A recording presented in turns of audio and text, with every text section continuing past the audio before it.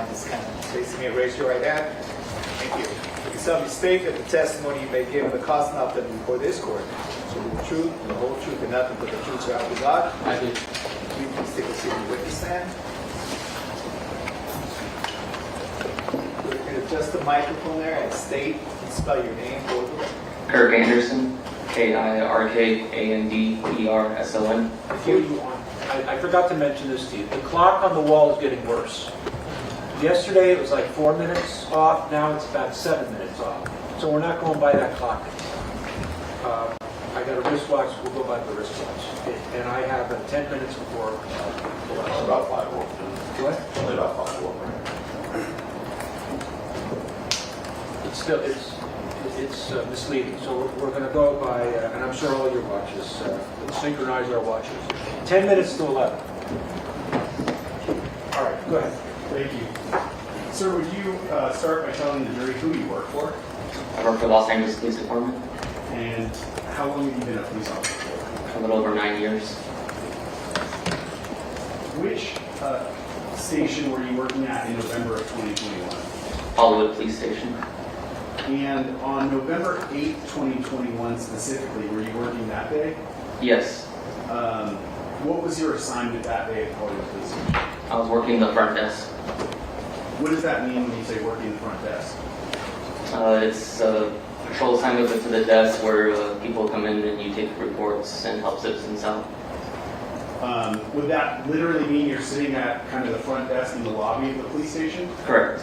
And the people that you're talking about, you take reports from, would those be citizens that walk in off the street to report crimes to you at the desk? Yes. On November 8, 2021, did you interview a man by the name of Terrell Efron? Yes, I did. And how is it that you came to interview him that day? He walked into the lobby of the police station. When he came in, was he alone or was he with anyone else? He said he was with a lawyer. There was a man in a suit that was with him. It's not just that he told you he was with a lawyer, you also saw this man wearing a suit. Yes. Okay. And if you could tell the jury broadly, what was it that Mr. Efron was there to report? He said he was a victim of a shooting and that he was shot by a known celebrity by the name of A$AP Rocky. In addition to tell you that the person who had shot him was A$AP Rocky, did he tell you that person's true or legal name? Yes, he did. And what was that name that he gave? Raheem Mayers. Did Mr. Efron tell you how it was that he knew Mr. Mayers? He said they'd known each other for about 15 years, and he was part of a group called A$AP Mob.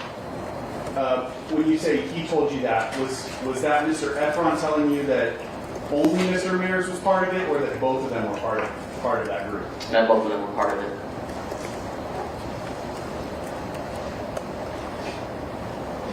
Before we get to actual shooting that Mr. Efron told you about, did Mr. Efron tell you about anything that happened just prior to the shooting between him and Mr. Mayers? Efron said that he heard that A$AP Rocky was talking bad about him over the cell phone, and that was the day prior to the shooting. Did Mr. Efron tell you that he specifically heard the defendant talking bad about him, or that he heard about the defendant talking bad about him? He heard about the defendant talking about him. So did he tell you that he heard words coming out of the defendant's mouth? Objection to the leading, Your Honor. It's foundational. Repeat. Objection to the leading. It's foundational. I don't recall specifically. Did you document it in your report? I did. Would it refresh your memory to look at your report? Yes. Okay. Sorry, Your Honor. Almost bad habit. I'm going to distract your attention.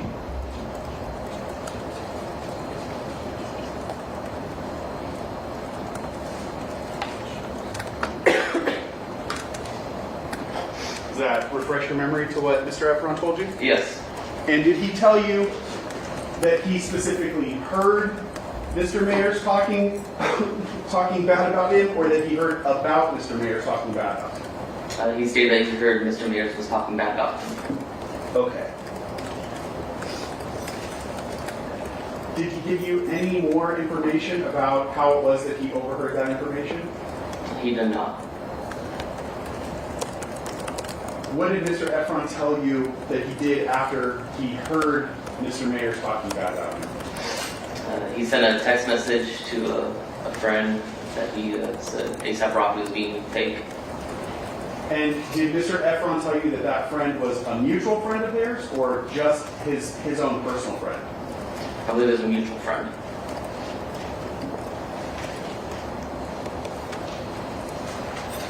Okay. Did Mr. Efron tell you where this encounter or incident first took place? Yes, 6200 Hollywood Boulevard. Are you at all familiar with 6200 Hollywood Boulevard? I've driven by there. It's a major intersection area. Is 6200 Hollywood Boulevard, is that a very large building in Hollywood? Yes, Takes up almost an entire city block, correct? correct. Did Mr. Efron narrow down for you where at that building their initial encounter took place? They said it was at the driveway. Any more detail about what the driveway either led into? I believe it was a parking garage. Okay.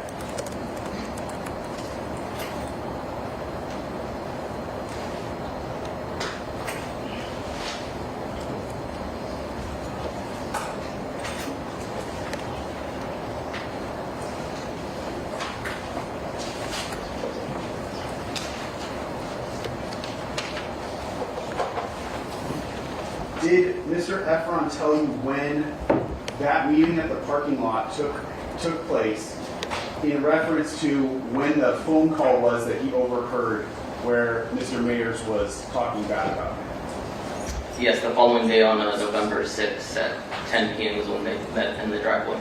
So, if I understand what you're saying correctly, Mr. Efron said he overheard this phone call, then the very next day is when the driveway incident took place? Yes.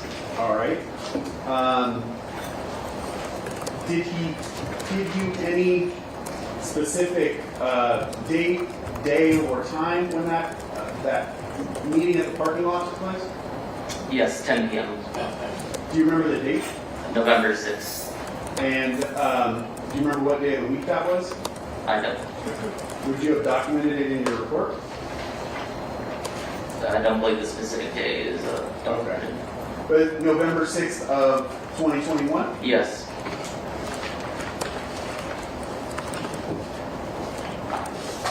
What did Mr. Efron tell you when he occurred when he first got to that parking garage?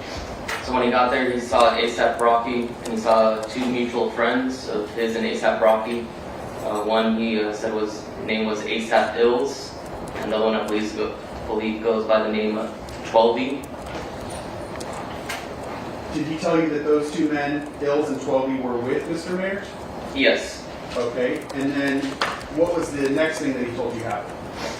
He said from about 5 to 10 feet away, ASAP Rocky pulled out a black handgun from his waistband and told him, "What's up now, pussy?" Okay. What did he tell you happened immediately after that? He then pointed the handgun at Efron and said, "I will kill you right now," approximately 2 to 3 times. And then what did he tell you happened after that?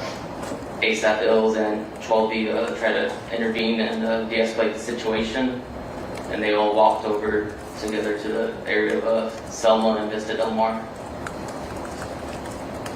Did he tell you who, if anyone, was the first person to walk away? They were in front of him when they were walking to that location. When you say they, who are you talking about? ASAP Rocky, ASAP Ills, and 12E. All right. And what did Mr. Efron tell you he did after that first altercation at the parking garage? Once they got to the area of Selma and Vista Del Mar, he said ASAP Rocky turned around and fired approximately 3 to 4 shots at Efron. Okay. Before we get there, I want to go back to the parking garage really quickly. Did Mr. Efron tell you at any point that the defendant specifically pointed the handgun at him? Yes. He told you, or yes, that he did? What did he tell you with regard to that? After he said, "What's up, pussy?" he pointed the handgun, and he stated, "I will kill you right now." At it. Okay. That was when you, okay, thank you.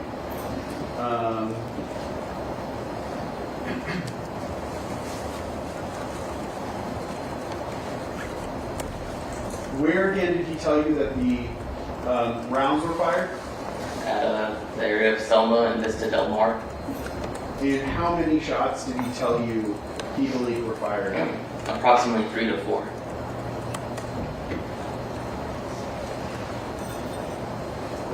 Did he tell you whether he was struck by any of the gunfire? Yes, he said he was struck in his left hand knuckles area. When he walked into the police station, you had a chance to observe him, obviously, correct? Yes. Could you see any injury to his left hand knuckle area? I did see an injury to his hand knuckles. Okay.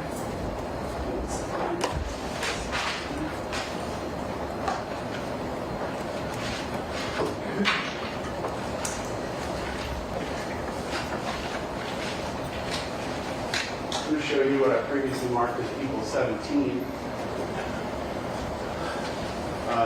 You recognize what you see there? Yes, And does that appear consistent with the injuries that you saw to Mr. Efron it on does. November 8th?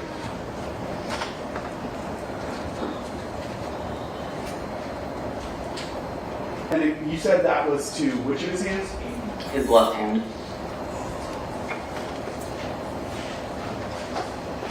Okay. After the gunshots were fired, what did Mr. Efron tell you happened next? He said he ran off one direction, and ASAP Rocky and others ran off another direction. Where did Mr. Efron tell you that he went? Eventually, he made his way back to his hotel, the Lowe's Hotel in Hollywood. Okay. What, if anything, did he tell you he did after he got to his hotel? After he got to the hotel, he said approximately an hour later, he came back to the scene of Selma and Vista Del Mar, and he said he collected 2 casings off the ground.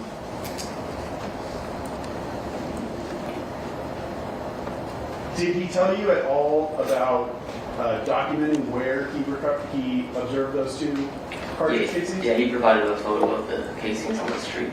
Did he actually show you a photo? Yes. Okay.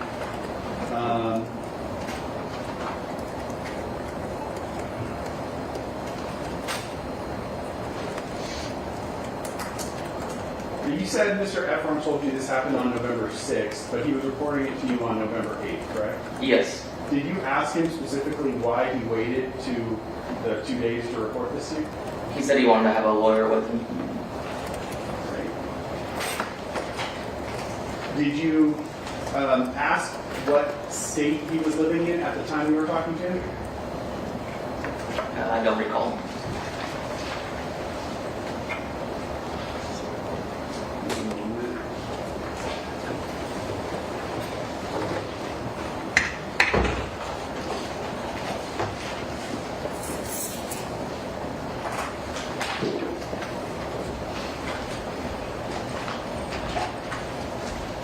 Direct you to the top cover page of your report if that assists you in refreshing your recollection. Yes. What state did he say he was living? New York?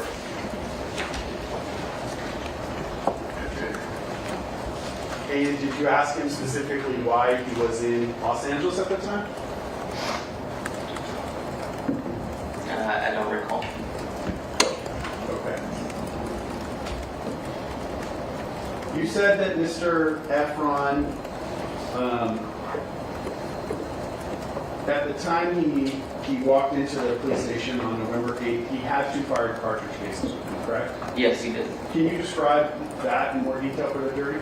It was 2 steel casings. It said 9mm Luger on each of them. How did he have it? It was in a black plastic bag. Okay. And did he physically give them to you? He gave me the plastic bag, and I took them out of the plastic bag.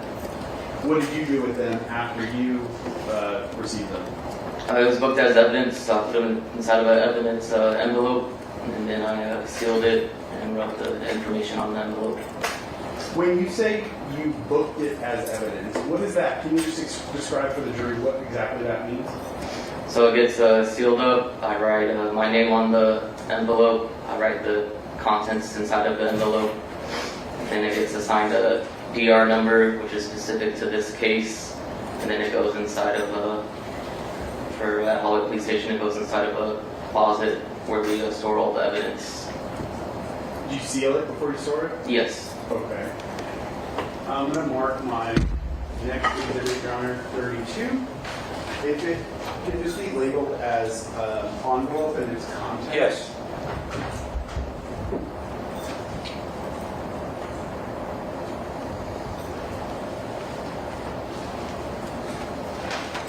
And I'm going to write 32 on the front in the bottom right-hand corner on this envelope.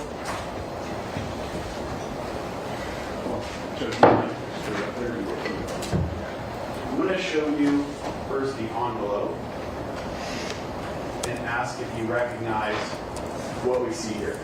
Yes. And what is this? This is the envelope for where I seal the casings. That's the information I wrote on it. Okay, and this would actually be the envelope you filled out that night, correct? Correct. It has your name on it, correct? Yes. And your badge or serial number? Yes. Okay. You said the date is on there, correct? Correct. And a description of the contents, correct? Yes. You also mentioned this number at the top right that's labeled DR number.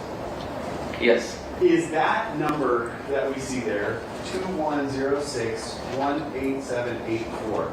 It is. Is that number unique within LAPD to this case specifically? Yes, specifically just this case. So there will be no other case in LAPD that also utilizes that? Correct. All right.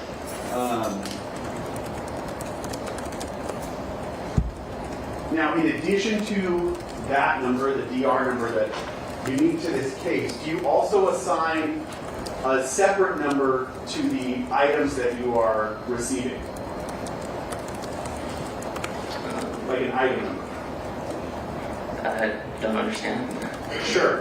When you book something into evidence, let's take more generally. In any case, would you agree with me that you or other people working on the case may, over the course of the case, book multiple items under one case number or DR number, correct? Correct. So let's say on the first day you collect one item and you book it, and on the second day you collect another item and you book that second item. Would the first item that you collect be booked as item number 1 under that DR number? Yes, it would.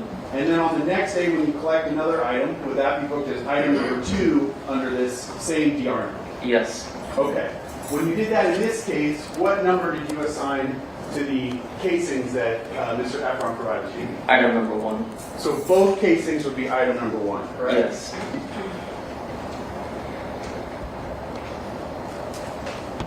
Now, once you go through that whole process that you talked about, receiving the item, packaging it, putting it in the envelope, sealing it, where does it go?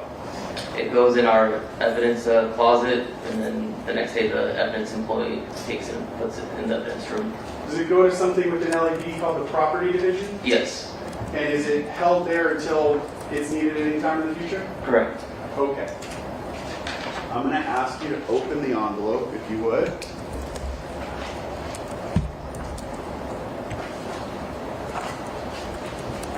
Do you have a knife or any way of opening it? Underneath. Can I just pull it up open? I'll use a knife. I want to do it cleanly.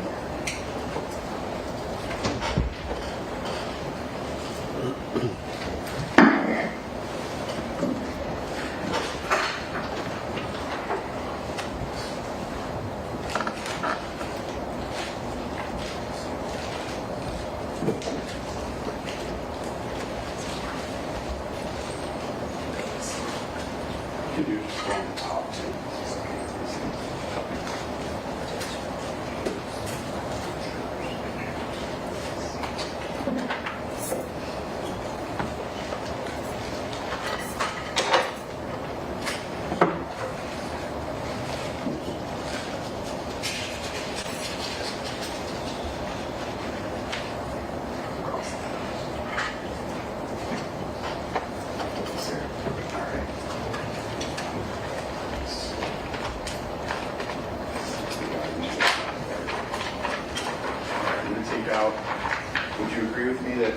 the larger envelope.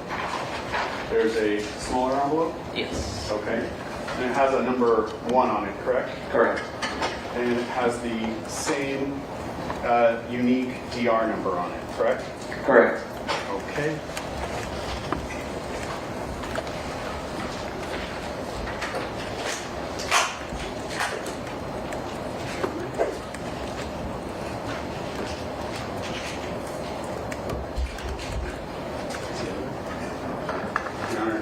Can I borrow the knife one more time?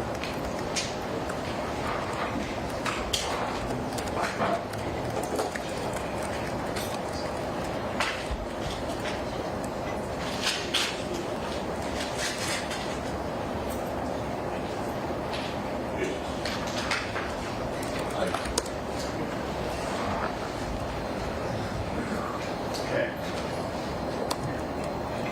Officer Anderson, I'll put them on the Elmo here.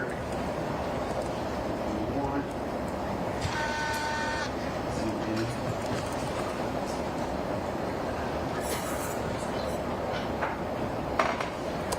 Now, do these appear similar to the cartridge cases that you received that night? Yes, they do. Do you specifically remember exactly the cartridge cases that were given to you? Yes, You do. And are these those same exact cartridge cases? they are. Okay. Are you familiar with what's called a head stamp on a cartridge case? I'm not. You're not. Are you familiar with kind of the words that are written on the back of the cartridge case? Yes. And in this case, what caliber of ammunition would these cartridge cases be? 9mm. 9mm Luger? Yes. Okay.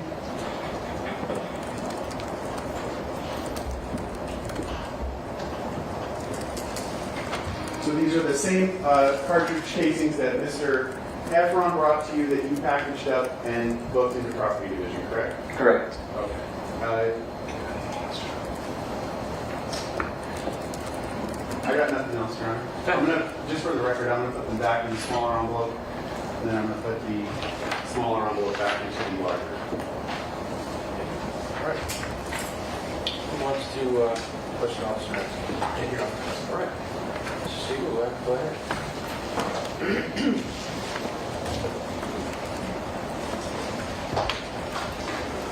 Good morning, Officer Anderson. Good morning. We've never spoken before, right? Correct. Okay. Now, as a law enforcement officer, when you're interviewing someone making a complaint, you want to make sure your report is as complete and accurate as possible, right? Yes. Okay. And that's because you understand that the report may be relied upon in the future at hearings or a trial like this one, right? Yes. Okay. Now, on November 8th, 2021, you said you were working at the front desk at the Hollywood police station? Yes. And at 7:20 that day, Terrell Efron came into the station and made a complaint to you about an alleged shooting, right? Yes. And obviously that's a serious complaint, right? Correct. So it was important for you to be as careful in taking down this information as possible, right? Yes. Okay. And you memorialized that information in a written report, correct? Yes. In fact, that report was reviewed and approved by your supervisor, Officer Deneen, correct? Correct. Now, as detailed in your report, Mr. Efron told you about an incident, I think you just described it, that occurred on November 6, 2021 involving Mr. Mayers and two other people he identified as ASAP Ills and 12 people, right? Yes. Okay. And specifically, I think you testified to this, Mr. Efron told you that as he was approached by Mr. Mayers pulled out a gun from 5 to 10 feet away. Is that what he told you? Yes. Okay. In fact, the first page of your investigative report has a pre-printed box, which is called weapon, right? Yes. Okay. And that's for you to identify any weapon that a complainant reports to you, correct? Correct. Right. And you made a note in that report of a gun, right? Yes. Okay. Now, if a knife were involved in an incident, that's an important fact you would know, right? Yes. Right. And you didn't make any note of a knife in this case, either in that pre-printed box or in the narrative portion of your report, correct? Correct. And that's obviously because Mr. Efron, when reporting to you what happened, didn't tell you that 12 displayed a knife to him during the incident, right? He did not. Right. In fact, Mr. Efron made no mention of a knife being involved in this incident, correct? Correct. To the contrary, rather than displaying a knife, Mr. Efron told you that 12E actually attempted to de-escalate the situation. Is that right? Yes. Right. And he told you that ASAP Ills also tried to de-escalate the situation, correct? Yes. Now, during your interview with Mr. Efron, he also told you that he returned to the scene of the incident approximately an hour later. Yes. Is that right? And he gave you those 2 shell casings that he claimed to recover from the scene, the ones we just saw, right? Yes. Argumentative or proclaim. I'm sorry. Sustained is the word claim. Okay. He gave you the 2 shell casings that he told you he recovered from the scene, right? Yes. Just so it's clear, Mr. Efron told you he recovered those shell casings about an hour after the incident on November 6, 2021, right? Yes. Okay. And he didn't give them to you until 2 days later, November 8, 2021, right? Yes. Now, after you received the shell casings from Mr. Efron, you requested that they be examined for latent prints. I did. And obviously, as an experienced law enforcement officer, you wouldn't have requested an examination that you knew would be useless. Am I correct?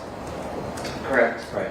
So you requested that examination for latent prints because you understood that fingerprints can be lifted off shell cases, right? Yes. Right. Now, when speaking with Mr. Efron on November 8, 2021, he told you that he had a small scrape on his left hand from the incident, right? Yes. In fact, you saw a picture of it on the screen, right? Yes. Okay. And after him telling you about that small scrape and you seeing it, you clearly didn't see a need to get him an ambulance or some type of medical treatment, right? Right. In fact, at that time, on November 8, 2021, you discussed with Mr. Efron if any medical treatment, what if any medical treatment he already received for that small scrape.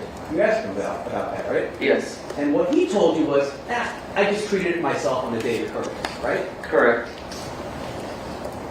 Now, you were asked by Mr. Presnick about the reported statements that Mr. Efron made to you, right? Yes. Okay. And to be clear, when Mr. Efron made all of his statements to you, he had a civil lawyer standing next to him, right? Yes. Now, you said you asked Mr. Efron why he waited 2 days to report the incident, and he told you it's because he wanted to have a lawyer present with him, right? Yes. Okay. Did Mr. Efron tell you that another reason he waited to report the incident is because he was attempting to contact Mr. Mayor's quote-unquote people, including his manager, Mr. Mayor's manager, trying to get money before he even contacted a lawyer? Did he tell you that? No.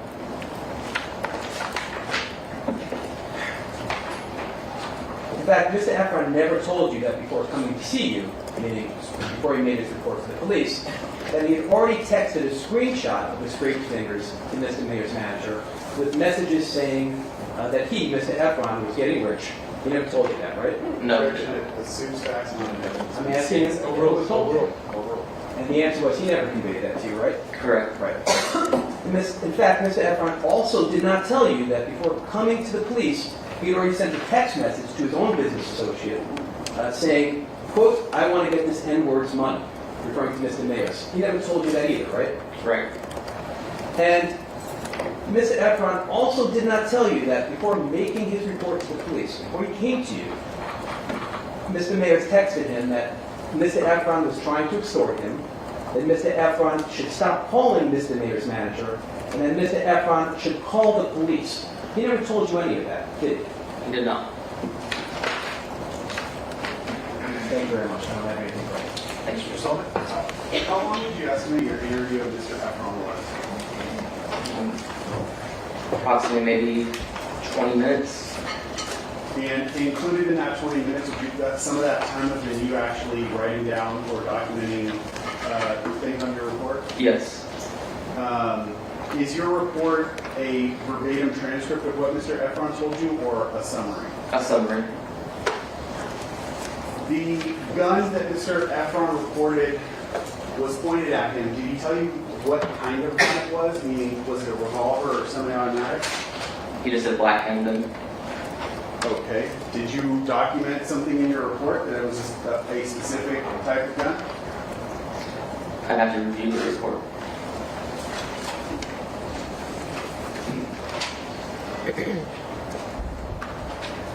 What did he tell you? It was a semi-automatic. Okay. You were asked about latent fingerprints.